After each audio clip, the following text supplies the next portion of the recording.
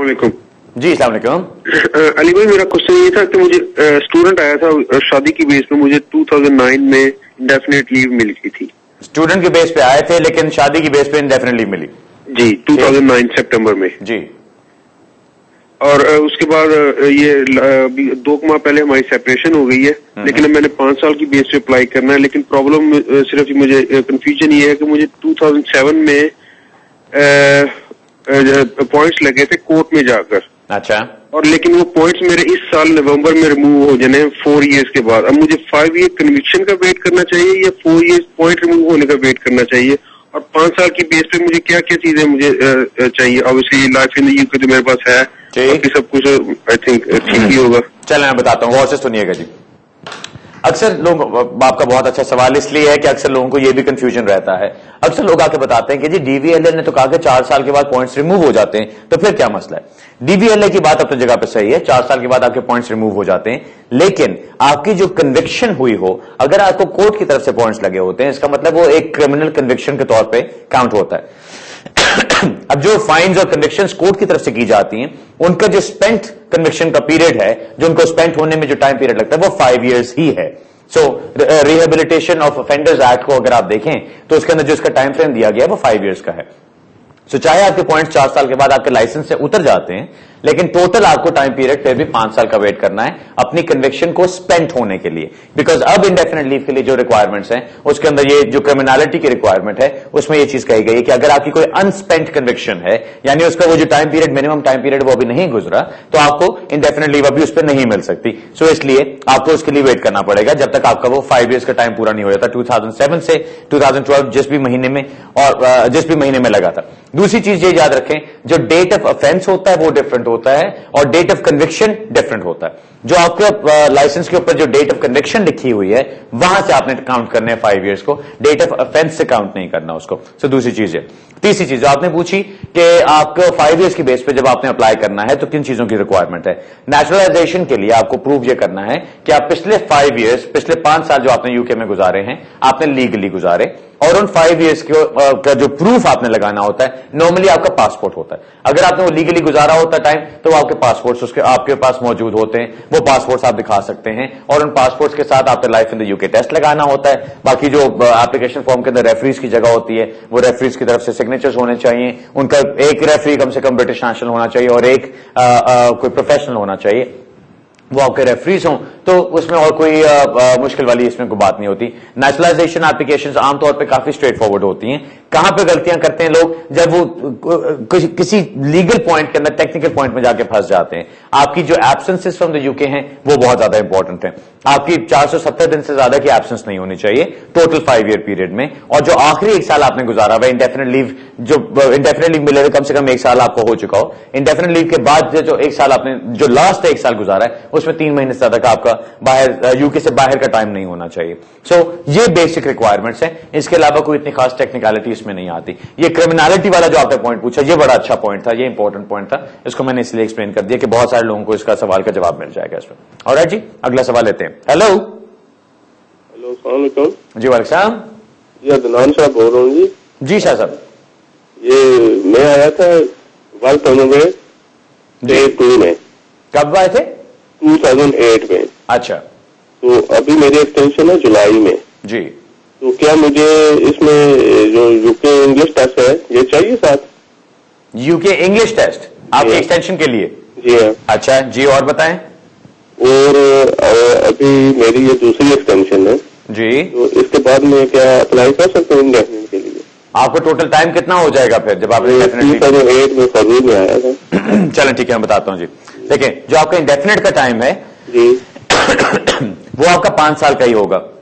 2008 में आप आए यहाँ पे, 2008 से आपका टाइम काउंट होना शुरू होता है। आपके जब 5 इयर्स कंप्लीट होते हैं अपने एम्प्लॉयर के साथ उसी वो वर्क परमिट कैटेगरी में, यानी टियर 2 कैटेगरी में, तो वहां पे जाके आपका ये टाइम पूरा जो टाइम पीरियड कंप्लीट होता है वो उसके मुताबिक आपने चलना है। जो दूसरी चीज है कि आपकी इंग्लिश लैंग्वेज की रिक्वायरमेंट, नॉर्मली ये चीज की जाती है कि जो आपके रूल्स इन प्लेस होते हैं जब आपने अप्लाई किया होता है एप्लीकेशन, जब आपने की होती है ओरिजिनल, उस वक्त जो रिक्वायरमेंट्स पूरी की जाती है, अगर उस वक्त इंग्लिश लैंग्वेज रिक्वायरमेंट आपने पूरी कर दी तो आपको दोबारा टेस्ट करने की जरूरत नहीं है। अगर उस वक्त आपकी इंग्लिश लैंग्वेज रिक्वायरमेंट नहीं थी, आपको वो करने की जरूरत नहीं थी, तो अभी भी उसकी जरूरत नहीं होनी चाहिए। लेकिन जब आप एक्सटेंशन के लिए अप्लाई कर रहे होंगे, जब एग्जैक्ट आपका टाइम आता है, उस सब फॉर्म्स को देखिएगा। फॉर्म्स हर महीने तो खैर नहीं, लेकिन हर चंद महीने में चेंज कर दिए जाते हैं और अक्सर उनकी रिक्वायरमेंट्स चेंज कर दी जाती है। कई दफा सही होता है, कई दफा गलत होता है, कई दफा उसको चैलेंज करना पड़ता है। आपको सिर्फ ये देखना है कि जब आपने एक्सटेंशन के लिए अप्लाई करना है उस वक्त कानून क्या कहता है, क्योंकि हमेशा कोई ना कोई ट्रांजिशनल अरेंजमेंट्स बनाए जाते हैं। अगर उसका कानून कहता है कि जी आपको इंग्लिश लैंग्वेज टेस्ट करना है, उसके अंदर फॉर एग्जांपल बैंड कौन सा होना चाहिए, कौन सा स्कोर होना चाहिए, आपको वो हमेशा पूरा करने की जरूरत नहीं होती, क्योंकि अगर आपकी पुरानी एप्लीकेशन है जिसकी बेस पे आप एक्सटेंशन के लिए अप्लाई कर रहे हैं तो उसके बाद पुराना लॉ अप्लाई होना चाहिए, वो ट्रांजिशनल अरेंजमेंट्स में आ जाता है। अपने ट्रांजिशनल अरेंजमेंट्स को देख लीजिएगा, उसके मुताबिक आपको बेस्ट आंसर मिल जाएगा इसके ऊपर। ऑलराइट जी, अगला सवाल लेते जी। हेलो, अस्सलाम वालेकुम। वालेकुम सलाम। मुझे जी फैमिली विजिट के बारे में पूछना था। बताएं। मैं भी ब्रिटिश नेशनल हूँ। मेरी बेटी और वाइफ वो 74 में मुझे ज्वाइन किया था, टू ज्वाइन द हस्बैंड। वो 2 साल यहाँ पर रहे, उसके बाद चले गए। ठीक। उसके बाद फिर वो 5 साल का उनको वीजा मिल गया था, वो हर साल आते रहे, कोई 25 दफा आ चुके हैं। लेकिन ऐसा हुआ कि 2008 में जब वो वीजा के रीइश्यू के लिए अप्लाई किया मेरी डॉटर ने, तो उसका वीजा कैंसिल हो गया। कैंसिल हो गया, अप्लाई किया तो फिर वो उसके बाद वो डिसीजन रिवर्स हो गया। लेकिन एंट्री ऑफिसर ने ये कमेंट किया था कि because she supported by father in UK she might not come back to Pakistan. Right. अब ये कि मेरी डॉटर 2 दफा फिर आ चुकी है इसके बाद, और लेकिन उसका अब उसको फिर वीजा की जरूरत होगी इस साल के आखिर में। तो पूछना ये था कि ये कौन से डॉक्यूमेंट्स दिए जाएं ताकि ये प्रॉब्लम न हो। दूसरी बात ये कि आया 2 साल का वीजा के लिए अप्लाई किया जाए या 10 साल के लिए अप्लाई किया जाए। उनको जो लास्ट वीजा मिला था वो कितनी देर का मिला था? वीजा वो पहले 5 साल का था, जो अभी लास्ट जो खत्म हो रहा है, लेकिन 2 साल मिला था। अच्छा, नहीं, जो लास्ट अभी उनका जो वीजा खत्म हो रहा है वो उनको 2 साल के लिए मिला था? 2 साल के लिए। ओके, चलो ठीक है जी, मैं बताता हूँ। पहली चीज तो ये कि जो वो अप्लाई करेंगे इस वक्त, उनको जो नेक्स्ट अप्लाई करना होगा वो 5 इयर्स के लिए अप्लाई कर सकती हैं, क्योंकि उनको लास्ट 2 इयर्स का मिला था। अगर आप डायरेक्टली 10 इयर्स का अप्लाई करेंगे, टेक्निकली वो आपको दे सकते हैं, लेकिन प्रैक्टिकली जो मैंने चीज देखी है कि अगर आप 10 इयर्स का अप्लाई करते हैं विदाउट हैविंग अ 5 ईयर, तो वो आपको उस पर रिफ्यूज भी कर सकते हैं। सो बेहतर है कि आप 5 इयर्स का अप्लाई करें, जो कि आपकी नेचुरल प्रोग्रेशन बनता है 2 साल के वीजा के बाद।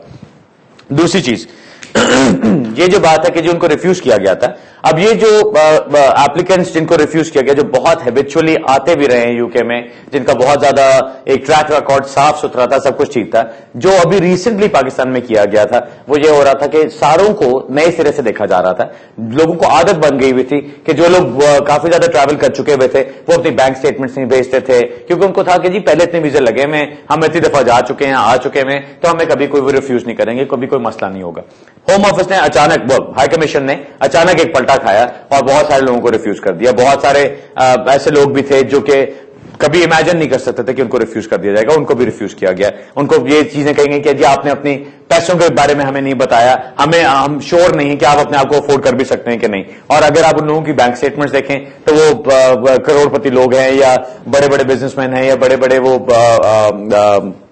बड़े बड़े सतून हैं, लेट्स जस्ट से दैट। आपकी जो एप्लीकेशन आपकी बेटी की थी, आपने बताया वो उन्होंने रिफ्यूज की कि वो यहाँ के बेटी बाप के ऊपर डिपेंडेंट बन के रह सकती है, लेकिन आपने उसको फिर अपील में जीत लिया जाके, और 2 दफा वो दोबारा उसके बाद आ चुकी है और वापस जा चुकी है। मेरा मशवरा सिर्फ ये होगा कि जब आप एप्लीकेशन करें, अगेन जो सारी एप्लीकेशन की रिक्वायरमेंट्स हैं उनको फुलफिल जरूर कीजिए, ठीक है। वो फुलफिल करने वाली क्या बात है, आपने एप्लीकेशन फॉर्म को प्रॉपर्ली फिल करना है, जिसमें तमाम पुरानी इंफॉर्मेशन आनी चाहिए, इंक्लूडिंग जब उनको रिफ्यूज किया गया, किस पॉइंट पे रिफ्यूज किया गया, वो सब कुछ आपने इंफॉर्मेशन उसके अंदर देनी है। जितने उनके विजिट्स पहले हो चुके हैं, एक अलग पेपर बना के उसके ऊपर पूरा टेबल बना दें, कौन कौन सी डेट्स को वो आती नहीं, कितनी कितनी देर के लिए रहती नहीं, वो सारा टेबल बना के साथ लगा दें। जो आपका स्टैट्यूटरी डिक्लेरेशन होगा, जो आपकी स्पॉन्सरशिप डिक्लेरेशन होता है, वो उस डिक्लेरेशन के अंदर आप तमाम चीज एक्सप्लेन कर सकते हैं कि पहले कितनी दफा वो आ चुकी हैं, वो आपकी डिपेंडेंट हैं और अभी भी आप उनको लुक आफ्टर करते हैं। लेकिन अगर वो यहां पर आएंगी तो सिर्फ विजिट करके आपको वापस चले जाएंगे, बिकॉज उनका यहां पर रहने का कोई इरादा नहीं है, प्रूवन बाय द फैक्ट कि वो पहले कितने चक्कर लगा चुकी हैं। ये सारा कुछ करने के बाद जो आपने डॉक्यूमेंट साथ लगाने हैं, अगर आप फाइनेंशियली सपोर्ट करते हैं, उनके फाइनेंशियल डॉक्यूमेंट्स वहां पे नहीं है, 3 महीने की अपनी बैंक स्टेटमेंट्स लगाएं, 3 महीने की अपनी पे स्लिप्स लगाएं। अगर आप सेल्फ एम्प्लॉयड हैं तो अपने अकाउंट्स लगाएं, अपने पिछले साल के अकाउंट्स लगा दें, अपने टैक्स रिटर्न्स लगा दें, उससे पता चलता है कि आपकी इनकम क्या रही है, प्लस आपकी बैंक स्टेटमेंट से पता चलता है। और अपने साथ अकाउंटेंट का लेटर लगा दें, जिससे वो अकाउंटेंट उसमें बता सकता है कि पिछले 1 साल में 2 साल में आपकी क्या इनकम रही हुई है और इस साल आपकी इनकम क्या एक्सपेक्टेड है। उससे आपका सेल्फ एम्प्लॉयड का काम चल जाता है। प्लस आपने अपनी अकोमोडेशन की डॉक्यूमेंट लगाना है। अकोमोडेशन का डॉक्यूमेंट क्या कहता है? सिर्फ ये, अगर आप घर आपका अपना है तो वो लगा के साथ किसी एस्टेट एजेंट से कहें कि आपको एक वो बना दे, एक सर्वे रिपोर्ट बना दे। अब वो सर्वे रिपोर्ट ये नहीं होती कि जी स्ट्रक्चरली घर बड़ा अच्छा है, सर्वे रिपोर्ट सिर्फ होती है अबाउट ओवर क्राउडिंग। उसमें उन्होंने ये कहना है कि इस घर में ऑलरेडी कितने लोग रह रहे हैं, कितने बेडरूम्स है, कितने लोगों की रहने की गुंजाइश है, और अगर आपकी बेटी वहां पर आके थोड़ी देर रहती है तो प्रॉपर्टी ओवर क्राउडेड नहीं होगी। ये लेटर आप वहां से बनवा के लगा लें साथ। सो ये आपका अकोमोडेशन का लेटर होता है। अगर आपका टेनेंसी एग्रीमेंट है तो वो टेनेंसी एग्रीमेंट साथ लगाएं और अपने लैंडलॉर्ड से एक नो ऑब्जेक्शन लेटर ले लें जिसमें लिखा हो कि अगर आपकी बेटी आके थोड़ी देर रहना चाहती है तो उसमें कोई मसला नहीं। ये बातें मैं बहुत डिटेल में इसलिए बता रहा हूं कि लोग अक्सर इसमें गलतियां करते हैं और ये छोटी छोटी चीजें होती हैं जिनके ऊपर होम ऑफिस जो हाई कमीशन है वो आपकी एप्लीकेशन को रिफ्यूज करता है। जो वीजा ऑफिसर बैठा हुआ है उसका काम यह है कि उसने इंश्योर करना है कि जो विजिटर यहां पर आ रहा है उसकी इंटेंशन यह है कि उसने विजिट करके वापस चले जाना। अब ये सारी चीजें, और प्लस ये कि वो विजिट करके वापस चला जाए, और प्लस ये कि उसको अकोमोडेट और मेंटेन किया जाएगा। यहां पे अगर आप ये तमाम रिक्वायरमेंट्स पूरी कर लेते हैं बड़ा एक सिस्टमैटिकली चलते हुए, आपके स्टैट्यूटरी डिक्लेरेशन के अंदर आपकी तमाम हिस्ट्री आ जाती है, आपके एप्लीकेशन फॉर्म के अंदर एप्लीकेंट की तमाम हिस्ट्री आ जाती है। उसके बाद आपकी जो अकोमोडेशन लेटर लगा उसमें आपने अकोमोडेशन की रिक्वायरमेंट पूरी कर दी, आपकी मेंटेनेंस की जो डॉक्यूमेंट्स है, आपकी पे स्लिप्स, आपकी बैंक स्टेटमेंट्स, आपके अकाउंटेंट का लेटर, आपके ऑफिस, आपके जॉब का लेटर, वो आपकी मेंटेनेंस की रिक्वायरमेंट्स पूरी कर देता है। जब ये सारा कुछ हो गया फिर आप उनके सर्कमस्टांसेस जो पाकिस्तान में है या अपनी कंट्री में है वो बताइए। अगर वो पढ़ रही हैं, अगर वो काम कर रही हैं, अगर उनकी फैमिली है, वो सारा कुछ वहां पे बताएं कि दीज आर द टाइल्स जिसकी वजह से वो वापस जाएंगी। सो जब आपने वहां की सिचुएशन सारी प्रूव कर दी, यहां की प्रूव कर दी, तो कोई वजह नहीं रह जाती उसको रिफ्यूज करने की। लेकिन अगर फिर भी कोई गधा आपको वहां पे मिल गया जो एंट्री क्लियरेंस ऑफिसर आपकी एप्लीकेशन को रिफ्यूज करेगा, जो उसको देखेगा और फिर भी रिफ्यूज करेगा, तो आप उसको फैमिली विजिटर के तौर पे अपील में जा सकते हैं। फैमिली विजिटर अपील से खत्म किया जा रहा है लेकिन अभी खत्म किया गया नहीं है, इसका एक वो कंसल्टेशन चल रही है उस पर, लेकिन फिलहाल ये चीजें चल रही हैं। सो अगर उसको रिफ्यूज भी करते हैं तो आप फैमिली विजिटर के अपील के अंदर जा सकते हैं और कोर्ट में आप जाकर उसको जीत सकते हैं। मैं हमेशा कहता हूं कि जब एप्लीकेशन बनाएं तो एक नजर अपील पर रख के बनाएं कि अगर आपकी एप्लीकेशन बिल्कुल परफेक्ट भी है फिर भी उसको अगर रिफ्यूज कर दिया गया तो अपील में जाके आप उसको जरूर जीत लें। और ये याद रखिए कि जो एंट्री क्लियरेंस एप्लीकेशंस होती हैं, यानी जो ओवरसीज एप्लीकेशंस होती हैं, जो डेट ऑफ एप्लीकेशन पे आपने डॉक्यूमेंट्स दिए होते हैं या डेट ऑफ रिफ्यूजल या डेट ऑफ डिसीजन जो हाई कमीशन की तरफ से होता है, उस डेट पे जो डॉक्यूमेंट्स होते हैं अपील में सिर्फ उनको देखा जाता है। उसके बाद आपको फर्दर डॉक्यूमेंट्स देंगे तो उनको नहीं देखा जाता। सो अगर आपकी जो डिसीजन है वो लेट्स से 20 जून को किया जाता है